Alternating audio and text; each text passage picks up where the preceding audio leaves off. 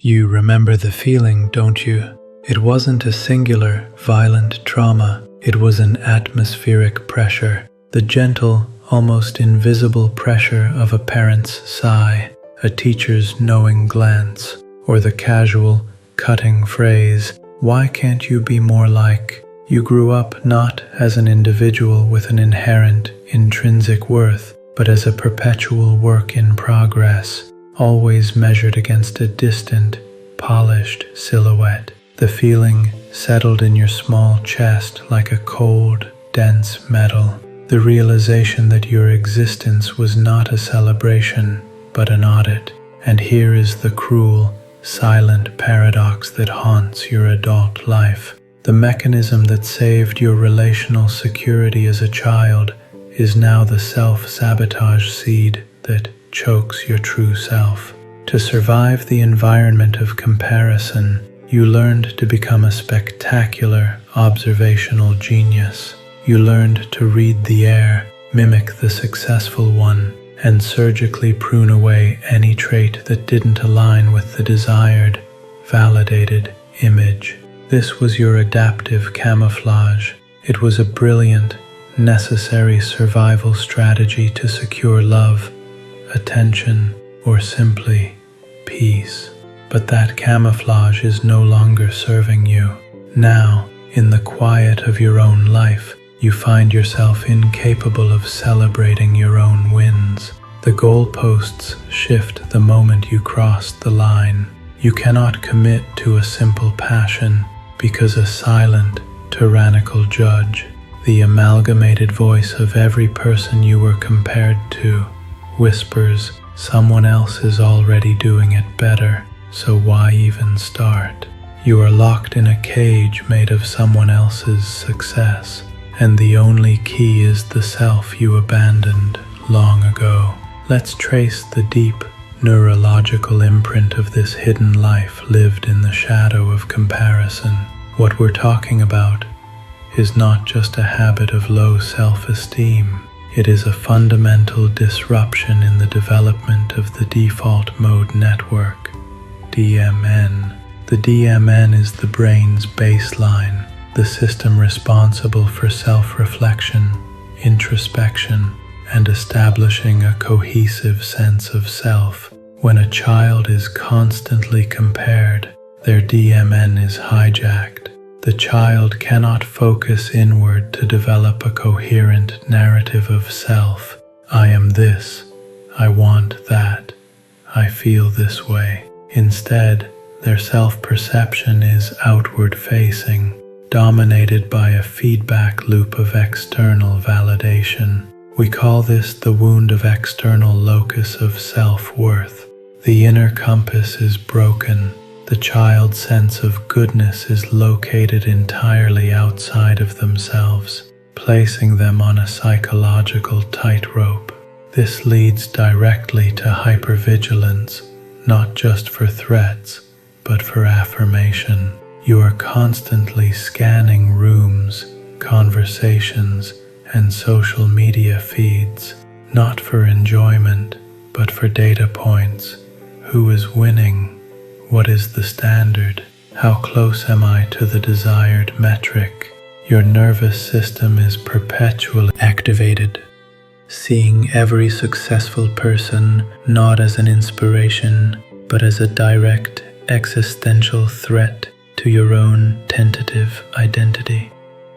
Finally, this pattern engenders a profound developmental state of inauthenticity anxiety. The terror that if the mask slips, if you stop performing the acceptable self and reveal the genuine, messy, compared against self, you will be utterly abandoned. The original, authentic self is deemed too risky to deploy. It is, in essence, a deep form of self-grieving for the person you never got to be.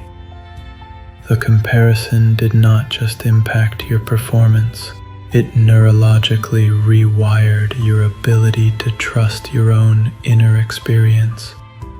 The emotional cost of this existence is born in the invisible grief of a life consistently deferred. You are living with the weight of someone else's narrative. You are the understudy who never got to be the lead, but who must keep the lines memorized just in case. This is the profound cost of sacrificing authenticity for belonging. The comparison told you you are not enough as you are, but you can be enough if you successfully imitate another. And so, your energy is spent on maintenance, not creation.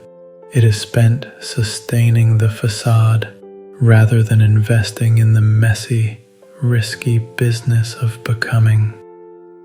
The core fear driving all comparison is the fear of judgment, leading to complete solitude. You were taught that being you was somehow insufficient.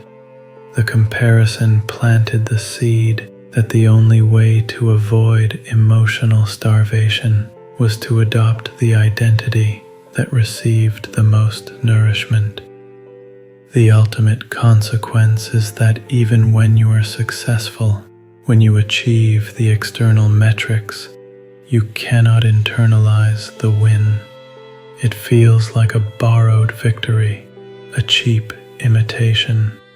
The joy is muted, always filtered through the self-flagellating question, would I still matter if I had done it my own way?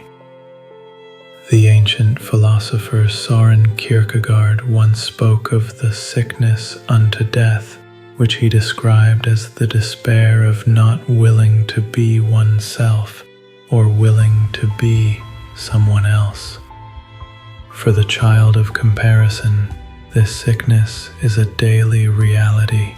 The soul is perpetually divided, chasing a phantom self, while abandoning the real one in a quiet, lonely corner. The burden is that you never get to rest, because resting means dropping the borrowed identity, and dropping the identity means facing the void of the unacknowledged, compared against self. This psychological programming does not fade. It simply shifts its targets. They become adults who carry the invisible scales of judgment into every interaction. These adult manifestations are not true personality traits, but deeply ingrained coping strategies. You might feel paralyzing imposter syndrome at the height of your success, convinced your competence is just a well-maintained lie.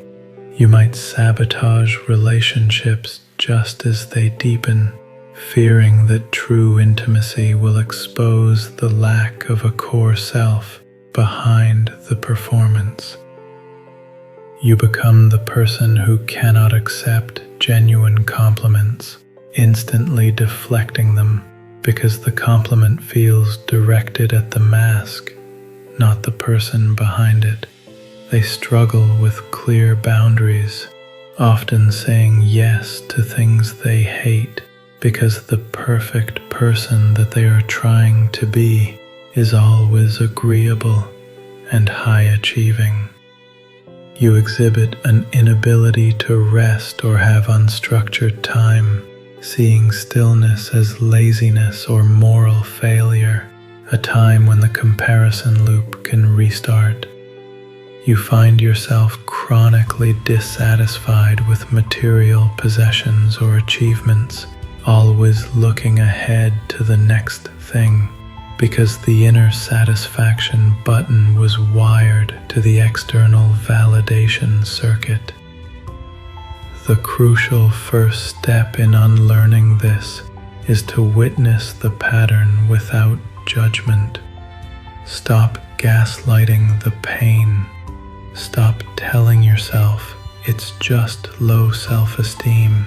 I can fix it with positive affirmations. You must see the comparison drive for what it is, a sophisticated survival mechanism running on outdated code. You must acknowledge that the self-sabotage you feel is the only way your system knows how to relieve the pressure of living a borrowed life. The healing begins when you finally pause the race and turn your gaze inward to find the abandoned child and say, "I see you. You did a good job protecting us. The comparison is over now." The path back to wholeness is not about suddenly becoming better than everyone else. It is about choosing softness over surveillance. It is the conscious, continuous practice of inner child reparenting, recognizing that the external comparator was not a loving guide, but a harsh warden. Healing means distinguishing between the achieved self, the one built on comparison, and the authentic self, the one that simply is. We must learn to locate and validate our own feelings and desires again, not by comparing them to others, but by observing their simple existence within us. This is the courageous practice of self-referencing. It is the journey of integrating our shadow self, all the parts we cut away because they were deemed not like the ideal. We must welcome back the messy, the imperfect, the slow, the strange, and the unpolished aspects of our being.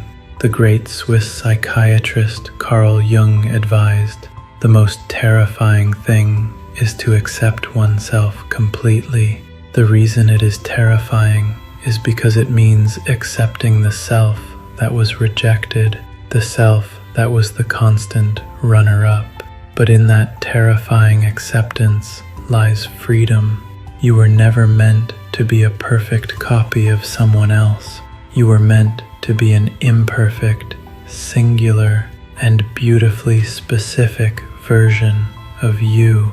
Your goal is not to be fixed, but to become whole. You are not a broken version of a perfect mold. You are a unique design that needs no comparison to stand tall. The world needs the real you, the one who has never had a fair chance to simply be. Choose your own measure, choose your own pace. If this story resonated with the silent struggle you've carried, know that you are not alone. Share this essay, subscribe to the channel, and join the community of people dedicated to building their lives not on comparison, but on authenticity. The comparison ends with you.